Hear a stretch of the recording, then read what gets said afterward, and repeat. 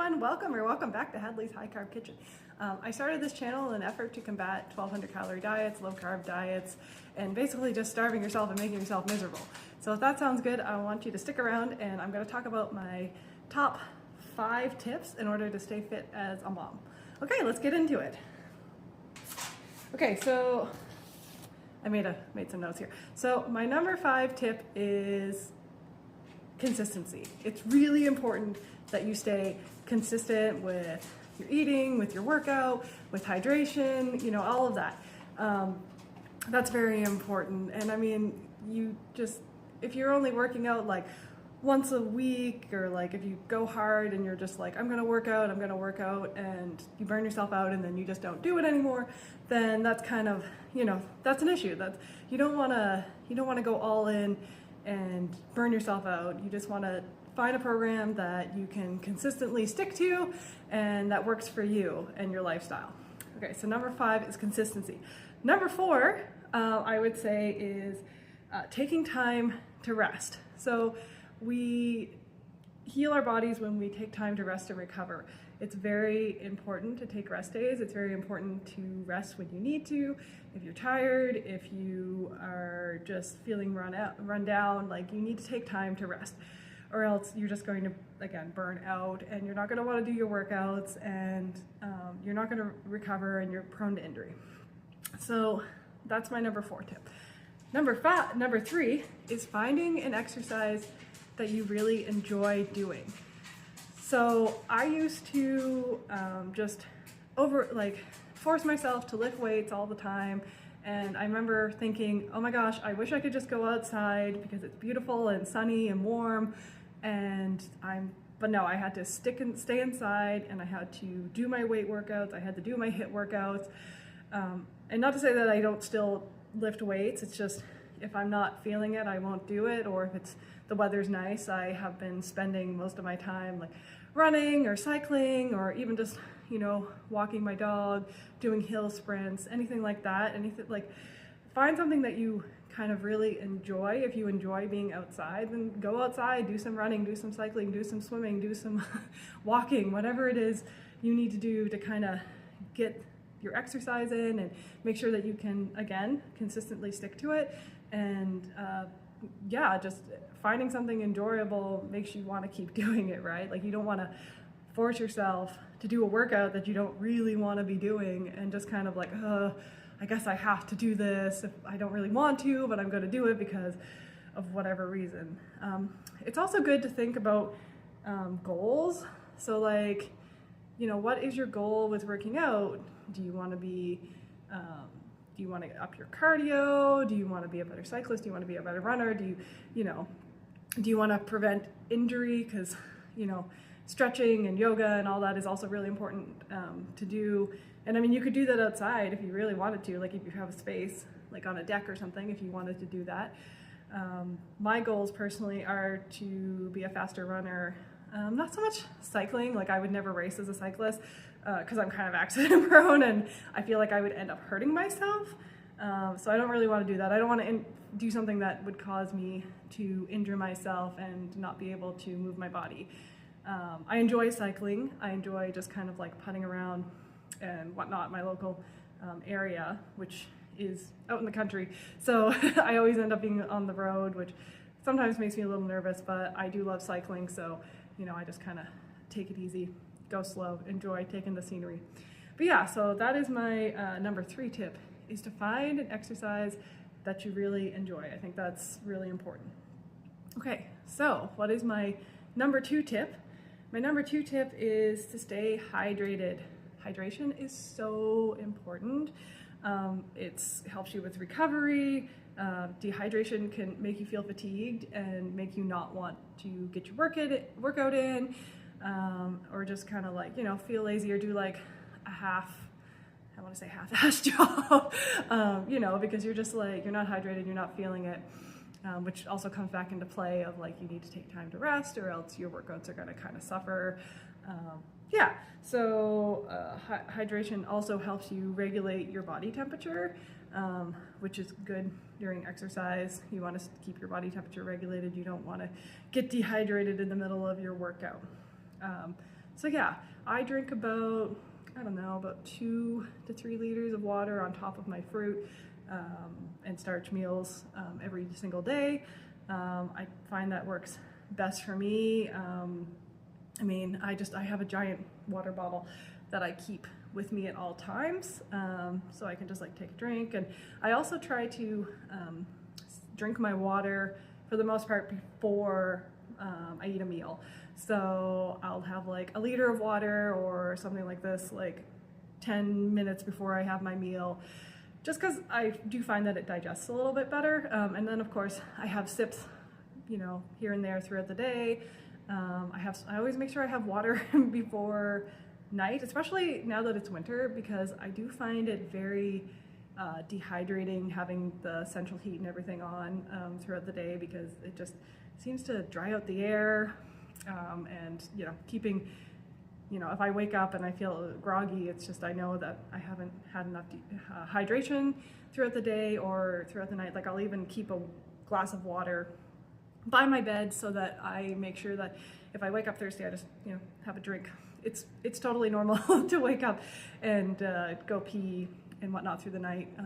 It's important to stay hydrated, and if you are peeing through the night, I mean, that's a good sign. That means that you're hydrated, and you should just be able to just kind of go do your business and then come back and get some rest, because obviously sleep is also very important. Okay, so yeah, my number 2 tip is staying hydrated. It's very important. Okay, so what is my number 1 tip?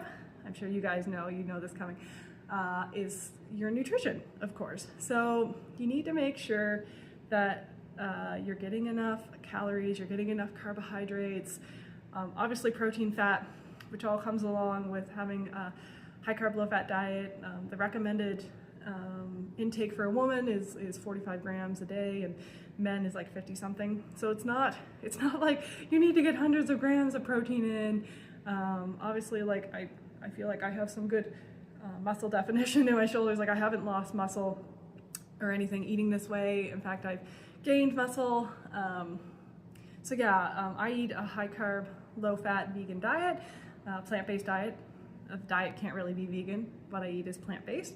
And that kind of, you know, helps me feel energized and fuels my workouts, which is very helpful. I do include some sugar water typically before my workout or during my workouts, which kind of helps me keep my energy levels up. Or if I'm like running a really long race, I'll take some sugar with me just to make sure that I don't run out of glycogen stores, or bonk as they call it. Yeah, so it's very important. It's also important to get your micronutrients in as well. So of course you want to include whole foods. Like I eat potatoes, sweet potatoes. I typically eat raw tofu, so I have tons of fruit throughout the day. Fruit is super hydrating, which again comes back to you being hydrated and helping your performance. You know, and I have, I don't know, I guess you would consider white rice like a processed food. I mean, you're just removing the shell. But yeah, I have like tons of white rice. I have, on the occasion, I'll have beans, lentils, legumes, I guess legumes, lentils are legumes. You know, that kind of thing. Greens are good. I tend not to eat too many, especially cruciferous vegetables, because I do find it kind of bloating and doesn't feel great on my stomach. So I try to eat like a ton of like raw greens. Like I love a big salad.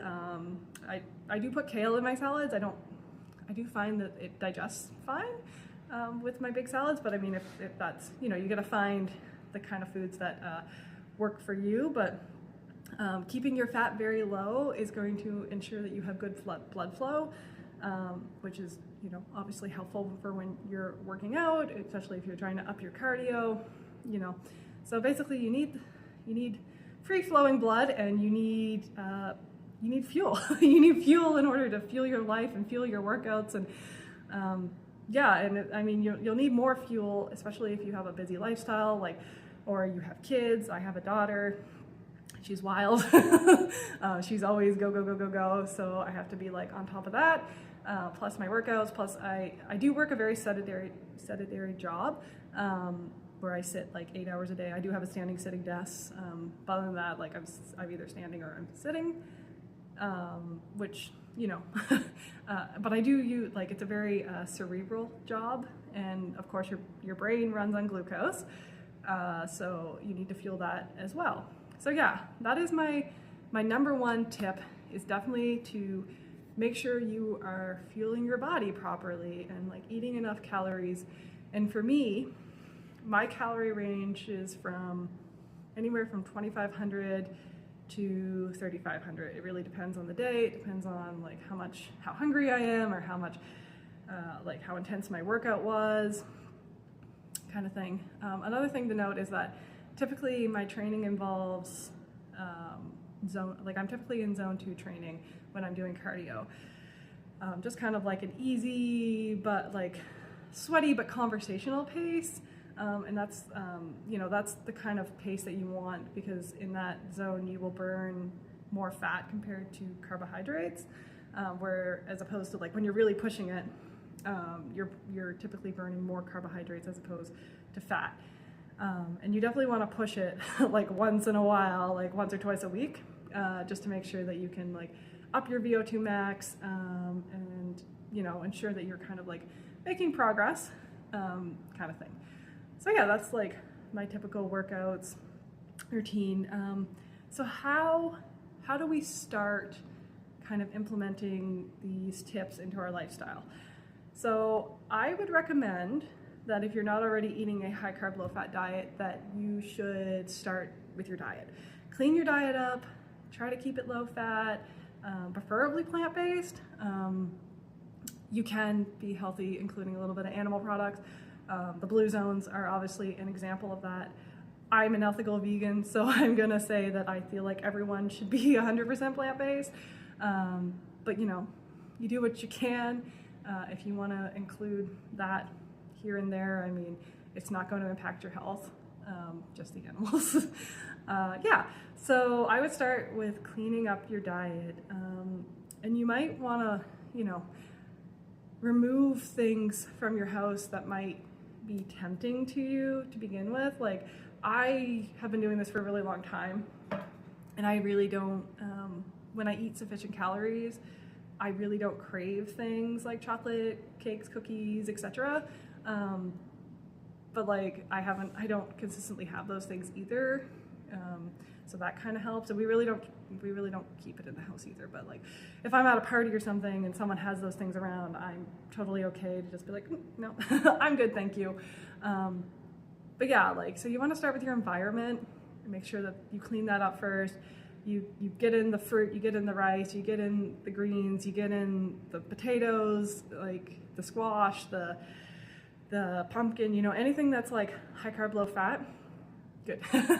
So you want to start there. So once you kind of like, you know, figure out what you want to eat, it's, you know, and how to eat and how to keep it low carb, or like high carb, low fat, not low carb, do not recommend. Yeah, then you can maybe like move on to exercise, but you really want to make sure you have like a solid foundation for when, for your food. So, and it's also good to track your calories to begin with, just to make sure that you're eating enough, or like have a rough estimate of like how much you're eating or how much you're intaking. And don't let those, like, I know that some people, when they track, it can kind of set them into like a calorie restrictive mindset, like, oh no, I'm eating too much, because I've been there myself. But you know, it's good to like have a gauge. Like if you have no idea how many calories are in foods, and not that there's a way to really track accurately, because like every single like fruit or whatever is going to be different, but you can have a rough guesstimate of what you're intaking and kind of like adjust from there. So if like you don't find that your workouts are going as well, or you don't find you're as productive, or you're tired, or you're not sleeping well, you may want to up your calorie intake and kind of see how that makes you feel. Like I've been there myself, where I've you know, I was not, like, I wasn't sleeping super well, and I was didn't feel super productive, but then I upped my calories to like around 3,000, and that kind of resolved all of my issues, which is crazy to me because I'm just like, oh, you know, you think, oh, 3,000 calories is like so much, but I mean, I clearly need it to do my job, be a mom, and, you know, do my workouts. I'm also going to be training for a 20K race coming up soon. It's a relay race, so excited for that. That's not till June, but of course, I'm going to be doing a lot of long runs, so that's going to include me having extra fuel in intake so that I can put in the work, because my goal is to do 20K in about an hour 30, hour 40. My half marathon time was an hour and 54 minutes. That was the only half marathon I've ever done, and I felt like I could have pushed it more, but I was kind of, you know, taking it easy a little bit because I didn't want to bonk halfway through and not really be able to like finish the race when I wanted to. So yeah, start with your diet. Make sure you clean that up. And if you're already doing high carb, low fat, that's great. You know the deal, like, you know, maybe already know how to fuel yourself properly, and you're just kind of wanting to work out, but you don't really know where to start. And like I said, as my point number, what did I say? Point number 3? Yeah, point number 3, find something that you enjoy. That's really important, to find something that you enjoy, because of course you're gonna want to come back and keep doing it if you're like, oh, I really like that. Like, for example, before I had my daughter, I was going to a climbing gym quite often, and I loved that. That was like so much fun. I recently moved. We don't have a climbing gym where we are now, so I'm kind of bummed about that, but I still, you know, going out running, cycling, all that kind of stuff, just that makes me happy. I love being outside. I'm like, love the sun, love summer, you know, it's great. So yeah, finding an exercise that you enjoy is very important. And, you know, just if you haven't been a runner for like ever, I would start really slowly, because you don't want to injure yourself.